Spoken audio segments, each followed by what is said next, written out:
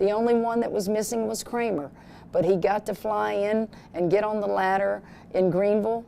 It was the last day of spring training, and he got on a private plane, and fortunate enough that you know, we were able to get him there. He got there, I think, at the beginning of the third quarter because the weather was so bad. So he did get to experience getting on a ladder at his alma mater. Jock Kramer saw all of these championships at Baylor, but this is his school, and it's at another level for him. He doesn't miss games when he's in the off season here in Baton Rouge, and I just look at him and go, "You're so happy." He goes, "Mom, I told you it's a different level here." And he's constantly FaceTiming me, "Mom, what about this one in the portal? Mom, who's guarding so-and-so in this game?" And I'm thinking to myself, you've never done this. But he's so happy. He's so happy I'm here. He loves LSU. He loves it. Grant's the best sports information director around. But if you get sick, Kramer could easily fill in for a day or two. What? No, because Grant works. Kramer will loaf on you a little bit, you know. He's just going to work on that baseball field. But in the off season, I don't know. Kramer likes to, you know, go and hit up Fred's in Tigerland, or he likes to, you know, go eat a meal. He loves to eat in these fancy restaurants. So I don't know. He's not going to work much in the off season. Kramer, Archie Manning, like his two quarterback sons. Peyton knew everything about Archie's career, knew his stats, knew all his games, and Eli loved his dad, but he was aloof and just kind of like, "Dad, you're old," and whatever. Kramer is definitely Peyton Manning. I mean, he knows, I mean, I can talk to him about you for hours. He knows about your players, he knows about your career, he knows about matchups, and this team does this and that. I mean, he's very impressive about women's basketball and you. Well, he's a proud son. He's heard it all too, you know, throughout his career. It's all, you're only in this position because of who your mom is. Those kids hear it all. My daughter's heard it all. When you find young males that are tremendous athletes and they take an interest in big-time women's sports, that tells you how secure they are in who they are.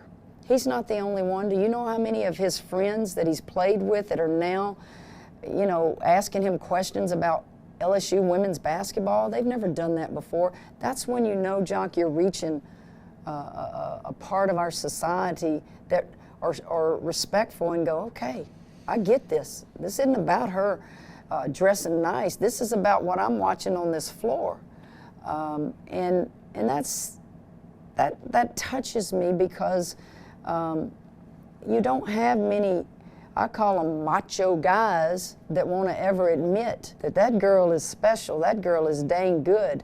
And you know what I tell all of them that aren't married? You better marry somebody that has that in them, or you're going to be a miserable little league dad.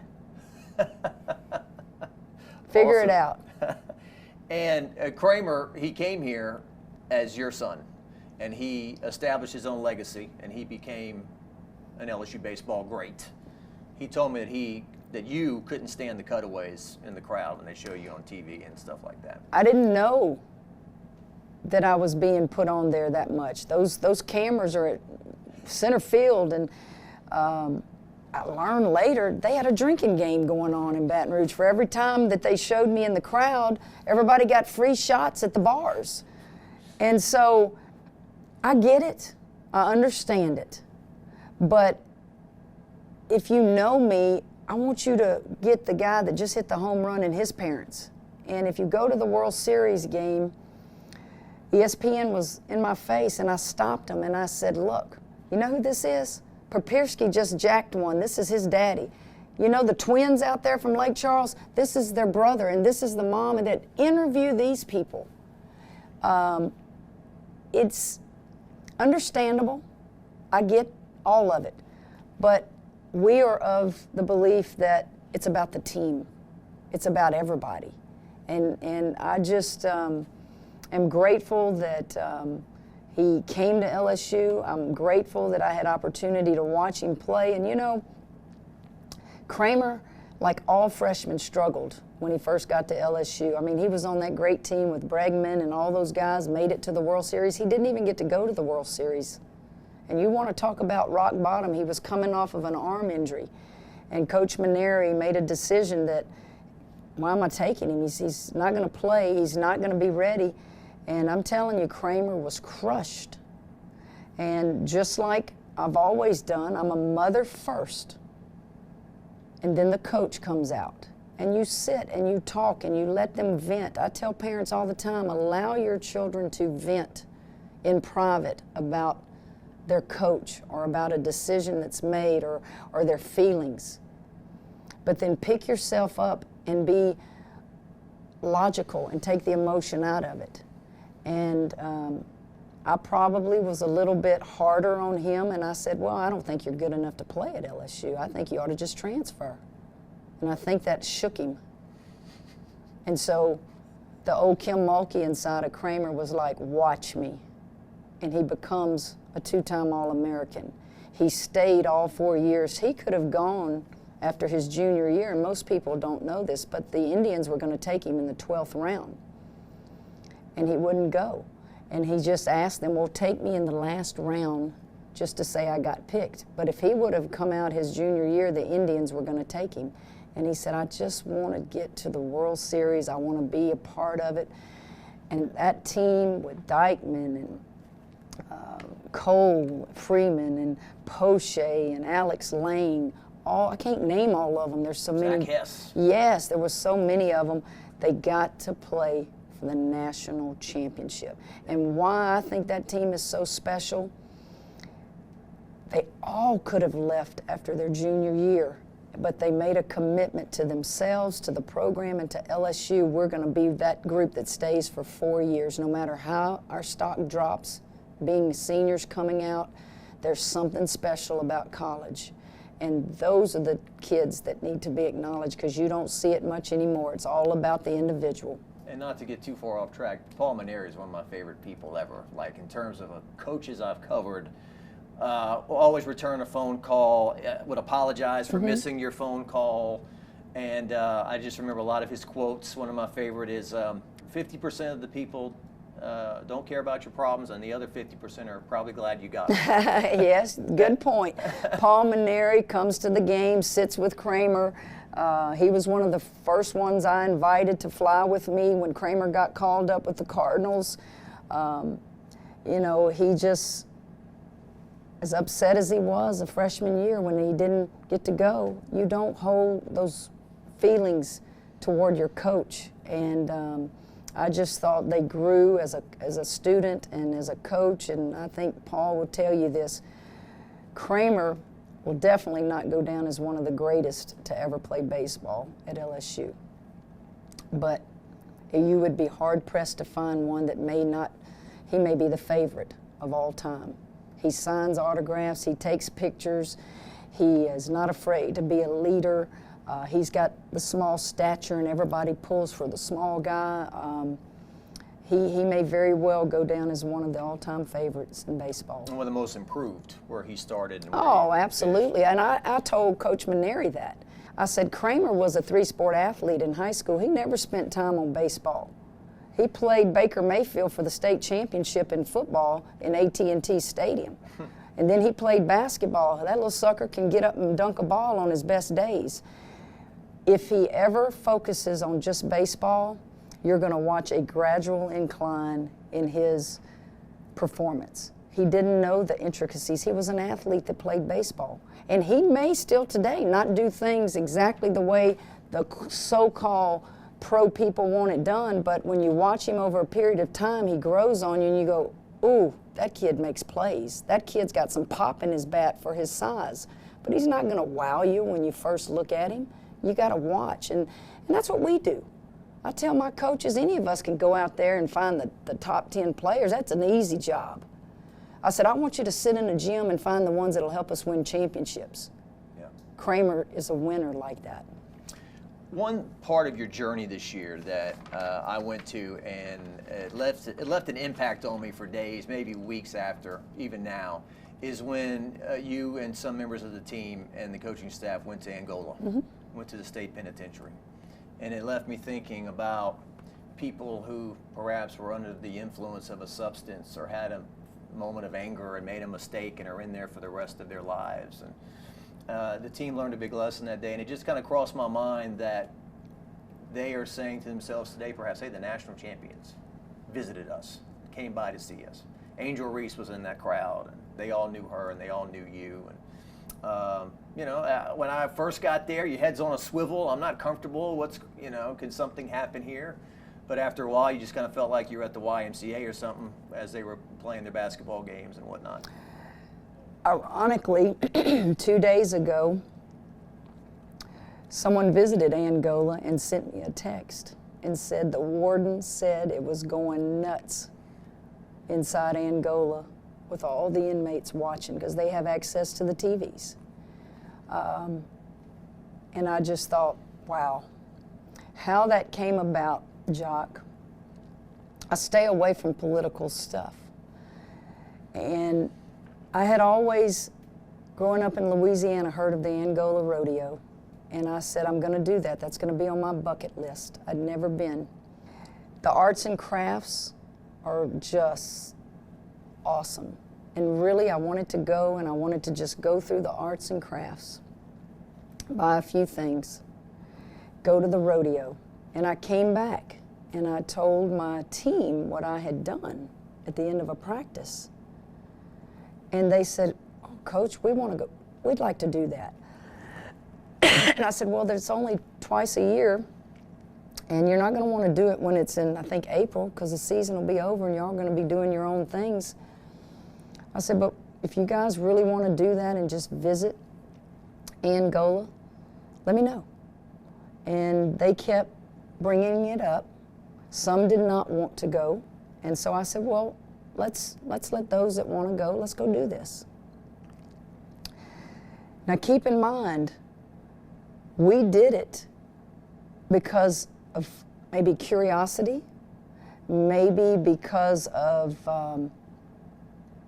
we knew somebody growing up, and maybe this is a way to give them, I don't know if hope is the word, because they're in there for life, the majority of them. And I didn't want to send the wrong message because you have those victims' families. Right. We're not going for any reason other than we just wanted to go. Yeah. And none of us had ever seen how penitentiary really works. And I understand the mixed emotions of how people, well, why are they doing that? Well, why? There was nothing other than we just wanted to do it. We learned so much about the inner workings of Angola. They have their own fire station, their own post office. The workers that work there live on the premises of, what, 18,000 acres? I don't know what it is. And then we had the warden himself escort us everywhere and explain things to us. We even got to go where executions take place. And we visited with death row inmates, and it was very comfortable. I can't tell you that it was uncomfortable. I think the surprising part, but not surprising part, they knew our players. And then they got in competition with our players. And then it became, oh boy, we're back out here playing ball on the streets. Yeah. And then we would go to the gym and have competition. They would have a group of 5 competing against our group of 5. It was just something that my coaches and many of the players wanted to do. And we did it. You know, like you had said, we didn't go there to glorify anybody. We didn't go there to be judgmental. We didn't go there to see anyone in particular. We didn't go there to make a statement. We all have people in our own families who were victims. Yeah. It's just something that a lot of us had never been at a maximum security prison, and we just wanted to go. Yeah. Well, not to get too deep, but my mother shared a quote with me. Jesus said, visit the prisoner. It's in the Bible, and it's what you did. And if if us going offended anybody, that was not our intent at all. Our intent was to just go. It just felt right. Learn something. Everyone learned something. Absolutely. Absolutely. All right. Moving forward now, just the leadership here at the school. When you first came here and you put your own little stamp on things, you put President Tate's picture up on the indoor practice facility. There's Simone Augustus, there's Tamika, there's Sue Gunner, there's you, and there's President Tate. That was different. You kind of made a statement from the get-go, hey, look, we're lockstep together, moving forward with the leadership. You cannot win a national championship without the best point guard in the country. Talk to me, people! That's the best point guard in the country! And perhaps even more surprising than anything along this run was his performance at your celebration. I mean, he really erupted like a volcano. First black president in the history of LSU. You don't have to write letters and numbers and sentences. Put his picture there. Bam, you see that. You see Sue Gunter's picture there. You see Simone's picture there. You don't have to write any words. Those faces are synonymous with our program and who I am and what I believe. You can't be very good in women's basketball or any women's sport if you don't have support from an administration. Dr. Tate was with us every step of the way. And not only was he with us, his wife, Kim Tate, was with us. And they were just with us not because they had to be, they were involved. Kim Tate, oh man, she's got her own career. She's an author, Christian music, writing music. Our team gravitates individually to her at different times on road trips. When he spoke after the parade, did you not see our kids? He didn't get up there and speak presidential, stiff, and oh, I can't show excitement. He got up there and he felt it. Flau'jae, what I tell you? Y'all won one championship, but you only in your first year. I expect 3 more. I expect 3 more. I'm the president. I set the standard here. 3 more. And that's who I get to work for. That's who I get to work for. Scott Woodward. I said this, and it's so true. He doesn't have to be the most important person in the athletic department because he knows he's the most powerful. And when you're a coach and you can work for an AD that's behind the scenes and gives you what you need and understands the pain and understands the frustrations and understands and celebrates with you, you better go to work for them. He wouldn't even cut the net down, but you can darn well bet he's got a piece of that net because he's brought in tremendous coaches. Jacques aren't up for content. While he's been at LSU. He's extremely friendly when we talk to him and whatnot, but he doesn't accept many interview requests because he doesn't want to be, out here in front of these cameras. And that's Scott. Yeah. That's Scott. And when I need him, he'll answer a phone. You don't have to wait weeks to get a reply.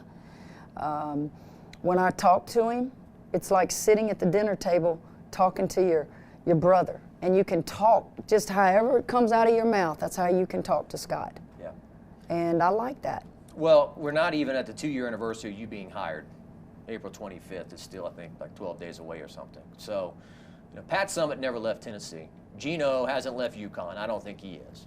Dawn Staley, I don't think she's leaving South Carolina. Even would you say Brenda Freese is a top 10 coach in the country? Oh, yeah. Anybody that's won a national championship, you have to put them in the top 10. Yeah. She's at Maryland for all these years. So, once again, this is old news, but it just doesn't happen. Coaches of your caliber leaving one school to go to another, just it doesn't happen, and he pulled this off. I told him I was the easiest hire he's ever going to make. It's the truth. Scott didn't have to sell me on anything. What is he going to tell me, Jock, that I don't already know? Well, yeah. So it wasn't like we were on the phone multiple times or for a long period of time. Our conversation lasted 10 minutes. I'm offering you the job. My assistant will call you about the contract. I'm here if you need to talk. And it didn't last long at all. And it's the truth. My decision to leave was the timing in my life. Certainly I can write, well, I didn't like this, or everything. People can say whatever they want. At the end of the day, I love Baylor University. I love LSU. I left my alma mater to go to Baylor. I love Louisiana Tech. It doesn't matter internally the real reasons I came back. It only matters to me, my family, and really God. Because lots of prayer. It didn't happen overnight. It wasn't an emotional decision. There was no big fight or rift or anything. I left a great team at Baylor. I left a top 5 team. Yep. So I felt good about that. I was not leaving the cupboard bare. I didn't have any rift. It was just something that kept tugging at my heart. I didn't come back to take care of a mother. She's healthy. It was the right time, and you're right. I left a dynasty. And I didn't have anybody I could call that had done that before. But I did it. And the Jordy Collada show. Oh, wasn't that funny? Jordy used to call me all the time after championships. And we would talk LSU, and we would talk about my championships there. And he had called prior to me even being offered the job, or the job even being open. I can't remember. And but he it did strike a little bit of hope. Like yes, she didn't shoot it down. I think it did, because Jordy has a way of asking questions to make people listen to him. And I think that's what he did. Yeah. All right, 2 more things. And facilities. The PMAC has been talked about a lot. I've done interviews. What are they going to do? Refurbish the inside, refurbish the outside, build a new PMAC, and if they do, I mean, are you displaced? Where do you play home games? What can you tell me about the PMAC, and are there any other things that you want moving forward in terms of Well, you just said it all, Jock. There's a lot of moving parts. Yeah. You can't just snap your fingers and have the money you need to go renovate, or snap your fingers and say we're putting a shovel in the ground tomorrow. Wouldn't that be wonderful? I can tell you what I know, and it's not very much. I think the administration will let us as coaches know when it's time. Obviously, we've had meetings with companies that are drawing up what we want to do. Money, I'm sure, has changed the dynamics of being able to, well, can we do this? Can we do that? We have shared with our administration the coaches that will be in the PMAC, the offices, and what we would like to see inside the PMAC. You also have to involve the track. Yeah. Coach Schaefer, my goodness, he deserves a new track. Well, do we want it there? Do we move it to the other side of campus? If you move it to the other side of campus, what do we do with that space? All these moving parts are what our administration is dealing with, on top of raising money. And I want it renovated, and I want it renovated now. I wanted it yesterday. That's how I operate. But it's being done. Everybody will agree. It's time. This facility, the PMAC, is almost 50 years old. It is in the central part of campus. And if you're not careful and you don't keep up with the Jimmies and the Joes, you're going to get left behind. And LSU people don't like to be behind. And it's time. It's time. I can't tell you when that's going to be. I think everybody has a different time frame. I'm not knowledgeable enough to give you the answers on how much we need. But that's why you have administrators. They know what we need. They know what we want. What would I want in there for my program? Obviously, our offices need to be in the PMAC. I like to be in the facility that I work in. Your weight room over there. I like a permanent floor. And what do I mean by that? If I want 6 goals in practice every day, you punch a button, you push the seats back, and you got 6 goals. Things like that are the details that they're getting from us as coaches. So it'll happen. I just wish I could tell you when. Can the sport ever make money? Can it ever be in the black, or is that impossible? I don't know that it ever will be. Think of the history. But then again, did you ever think that the national championship game would outrank some of the football? The LSU-Alabama football game from this past year? Come on now. So you got to believe. You got to believe. But the dollar value of national publicity, I don't know how you put it on a piece of paper. Yeah. So I don't know the answer to that. I don't know that it ever will, but at the end of the day, an institution stays afloat because of the almighty dollar. LSU and all big-time universities, your football is your cash cow, and men's basketball, NCAA tournament. We get it. We understand, and we need them to always be good, because when those two sports are good, we all benefit. But what we have to do is we have to do our part. Okay, is women's basketball doing their part? You know, and that's what we want to do. We want to be relevant, valued, and everybody talk about us and feel that PMAC when we play. Coach Mulkey, thank you so much for meeting with us and taking all the time to answer the questions so thoroughly. I'll leave you with this. We had a death in my family yesterday. I was in Lafayette area. Aunt Trudy. She's actually my cousin. That's a Louisiana thing. We call her Aunt Trudy. Her sister was Andrea, who was married to Gary, the head coach at the Cajuns, who I think you... And Andrea passed away from breast cancer. That's correct. Absolutely. I know the Broadhead family. Yeah. But when it came time to kind of talking and smiling, they all wanted to know, what was it like to cover that team? What is Kim Mulkey like? And my little niece has already decided that she's dressing as Kim Mulkey for Halloween. You know, 6-7 months down the road, she's already decided that she's going to be Kim Mulkey for Halloween. So that's just 1 hour away. Just imagine, you know, all the people around the world. Well, Jock, I love the state of Louisiana. I spent 18 years of my life in Hammond, southeast Louisiana, 19 years of my life in Ruston in North Louisiana. This is my home. I can't tell you any plainer than that. And if touching this state and being a positive for this state and making our state proud, I've done my job. And people who know me don't pay any attention to the social media, the internet. We'd actually laugh about all those things. You have covered me. You probably had a perception of me that was wrong, but now that you've been around me, you see who Kim Mulkey is. And there are many people out there who have a perception of me that is just so off base, but that's okay. I don't spend time worrying about that. I am who I am, and all that matters is be true to who you are. And this is proof of it. Coach Mulkey has already said if they don't win the title next year, not one negative word, all right? This is so far ahead of schedule, it's not even funny, right? So, Jock, it is, and I will, you know I will. Listen, guys, you don't do this in 2 years. I thought doing it in 5 years at Baylor was crazy. This is wildly crazy. And certainly we're ahead of schedule. The transfer portal has helped us.